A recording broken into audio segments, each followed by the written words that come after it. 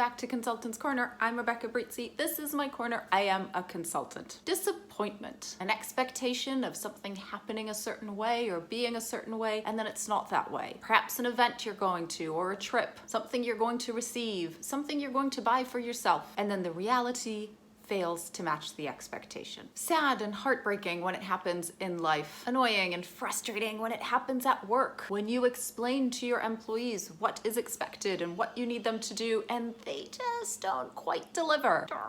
As always, when things don't go the way you expected them to in your business, that is an opportunity for introspection. Were your instructions actually clear? Did you ask people to just find you the color green? Did you tell people to make tiramisu with no time or direction? Let your employees tell you how they will do it. Give them the goal and then allow them to focus on the execution in a way that makes sense to them, in a way that is easy for them to remember, in a way that is logical for them to execute. This only happens if there is a dialogue. You tell your employee, I need the color green, find me the color green. Your employee, before starting the work, asks you, well, which shade of green? What are you using the green for? In what format do you require green? Tell me more about your need for the color green. You tell your employee, make tiramisu. Before your employee gets started, they ask you, for how many people? When do you need it? Do you want a traditional tiramisu? Do you want a flavored tiramisu? You might tell your employees, alert me when we're getting low on milk. And your employee must make sure to get the right details, such as how far in advance? What does low mean? How many more portions of milk do we require before we have to order the next shipment of milk? You set the expectation, you set the goal, your employee creates the execution. Your employee figures out how to get that done in the right way. But here's the trick. This will only work, and it will work, but it will only work if you foster an environment in which people are allowed to ask you these questions, in which people are comfortable having this type of discussion with you, and in which they are comfortable working on their own, making a certain amount of decisions on their own. It is up to you to create that environment and encourage your employees to do this. You're allowed to have this expectation of them, but only if you truly make it okay and easy for them to do this, to come to you with questions, to try different things. And fostering an environment is not just a light switch activity. It's something you do over time. How do you create an environment in which your employees are comfortable saying, wait a second, I need more information? Well, here's a great starting point.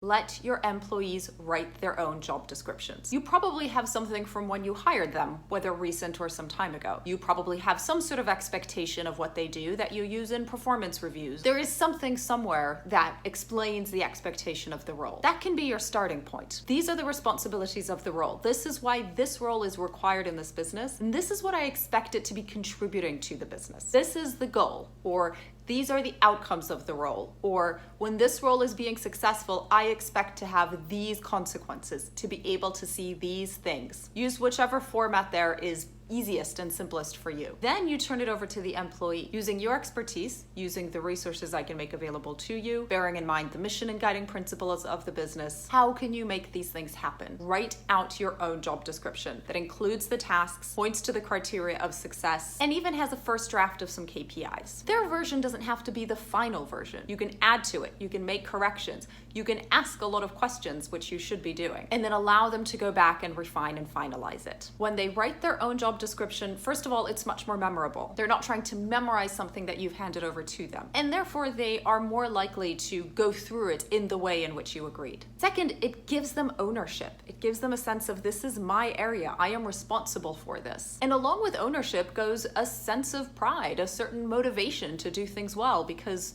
well, this is my area and I want to shine. And it will also create that environment where they know that dialogue is not just allowed, but actively encouraged. You're training them to participate fully in their roles, to talk to you about what they're doing, to ask you questions, but also to come to you with their first drafts, with their ideas, with their proposals. Let your employees write their own job descriptions and make their function be a continuous dialogue between the two of you that allows you to lead them from behind and manage them from a distance.